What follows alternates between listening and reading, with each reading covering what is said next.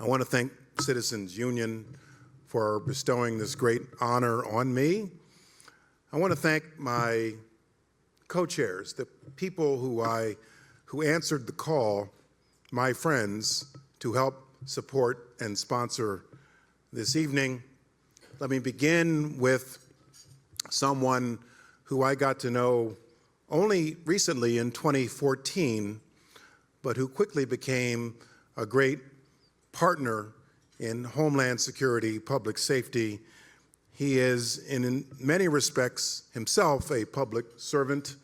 He delivers professional sports to the city of New York, but he also has a great dedication. This is not really known by the people of the city of New York, a great dedication to public safety, to Homeland Security, because he recognizes that he is the custodian of public safety in this city. He was a co-chair for this event, bought a table. I want you all to give a great hand to my friend who I want to give a great hand to and needs a great hand, the owner with his father of the New York Mets, Jeff Wilpon, who's back there somewhere.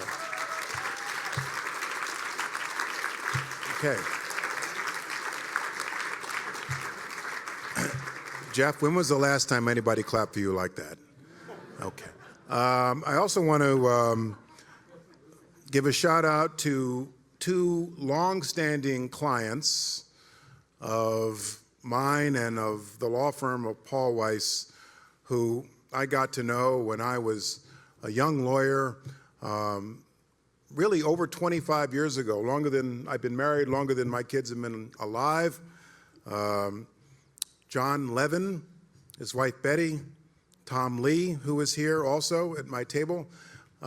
These are two gentlemen who, as many of you know, are among the wealthiest people in New York, but who became clients and friends of mine and Susan when I was, a small fish, a guppy, a small fry, and kind of took me under their wing and became good friends and champions of me and my career.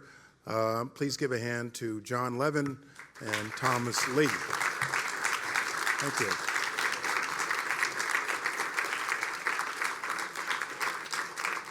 Last but not least.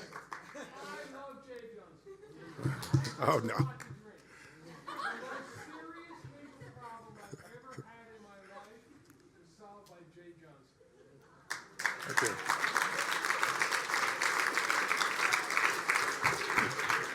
John, if that was the most serious problem you ever had in your life, you've never had a serious problem, okay? Congratulations for leading such a clean life.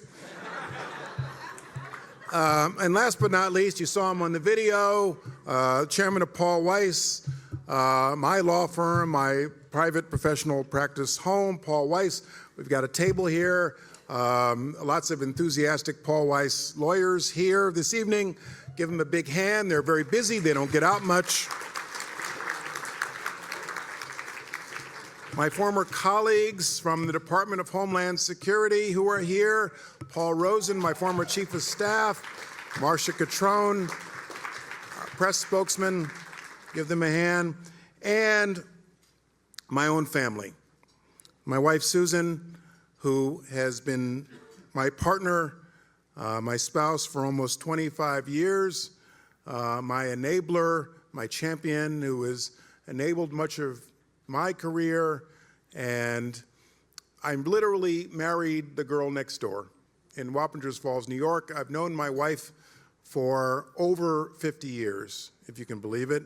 We got married in 1994, March 1994, and Susan has been a terrific spouse and a terrific partner. I could not ask for a better wife.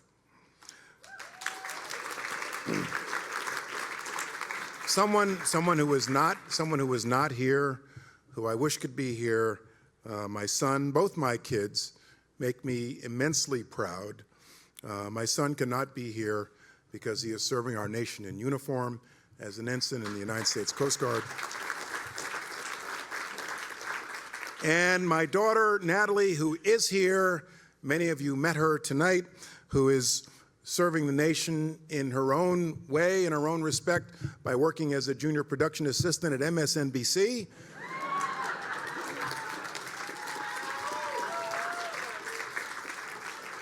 Natalie, you got the biggest hand. I really appreciate the honor. I appreciate the mission of Citizen Union, promoting good government, transparency, participation in our great democracy.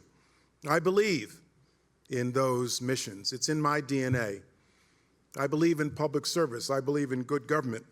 When I was Secretary of Homeland Security, we spent, as Paul knows, many hours improving the way in which we deliver Homeland Security to the people of our nation. I was determined, as Paul and Marcia know, to raise morale in the Department of Homeland Security. When I came into office, it was at the bottom of the list among all federal departments and agencies. I was determined to raise morale.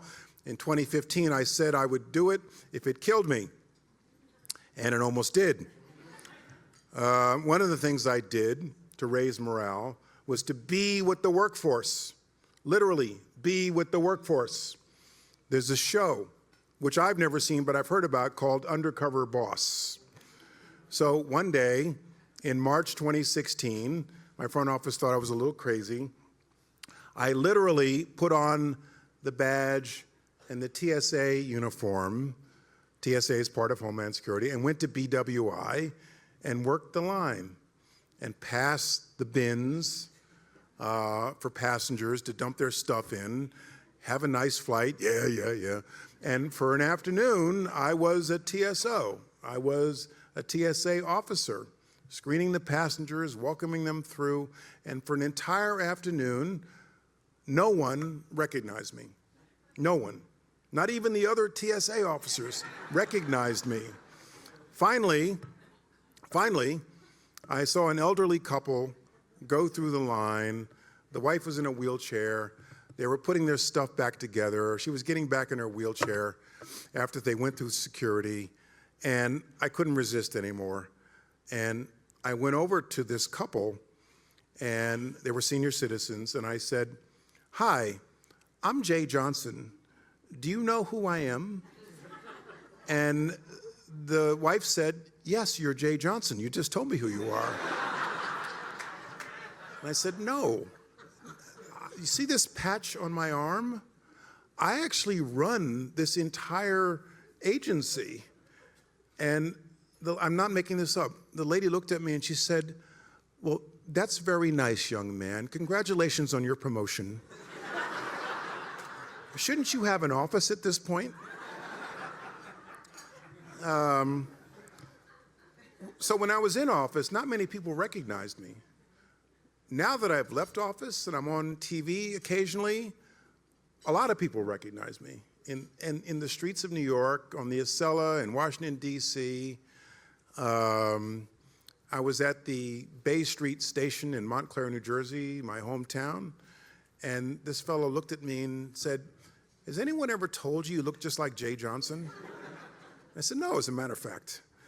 And the other day, I was in Rock Center going to my dental appointment at 630 Fifth Avenue on the 18th floor, and I was in the elevator. I was minding my own business, and I was on the way to, get my crown, and this one other man in the elevator, as we're going up the elevator, said, just out of nowhere, "Are we safe?"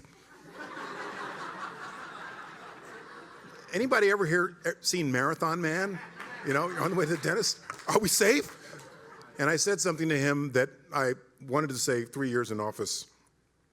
"Well, we're safe until we're not safe." That's the best I can tell you. So I believe that those of us who are honorees in an organization like this, we should support the organization, as I think we have done tonight, but also serve as champions going forward for the mission of this organization. Part of the responsibility of accepting an honor such as this is to be a champion for the cause of an organization like Citizen Union. And in my post-government life, in my private life, I pledge to all of you, and I pledge to you, Betsy and Randy, to be a champion for good government, for transparency in government, for voter participation in government, for democracy in our government, for reform, for better government in my private life. I will leave you with the words of someone who I quoted often in office. It's in my DNA. For those of you who are feeling a little pessimistic, a little down about our democracy right now, I want to quote to you Natalie's great-grandfather. Natalie's great-grandfather was born in 1893 in Bristol, Virginia, Dr. Charles S. Johnson, the son of an emancipated slave. Went on to get a college education, a PhD, was a noted sociologist, and wrote a lot in the late 40s and early 50s about civil rights and the plight of the American Negro in the South. In the late 40s, 1950s, as a black man with a PhD, writing about civil rights and civil liberties, you were inevitably suspected of being a member of the Communist Party. So my own grandfather, in 1949, was called to testify before the House Un-American Activities Committee to deny he was a member of the Communist Party. Notwithstanding that, he had an unbridled, unqualified optimism about the strength of our democracy. He died in October 1956, 11 months before I was born. 1 month before he died, he wrote in the New York Times Magazine something that is quoted often, including by myself, about his own optimism about our democracy. This is a man who died a second-class citizen in fact and in law in the segregated South, never to see his own grandson become Secretary of Homeland Security, and all the other things that have happened since 1956, who said about the plight of the American Negro in the segregated South, there is no despair, there is no hopelessness, there is no fear in our situation. Faith in our democracy and the ultimate code of our nation is always greater than the impulse to despair, quote unquote. I leave you with those thoughts. I congratulate my co-honorees, Caitlin and others, and I thank Citizens Union for the great work you do. Thank you.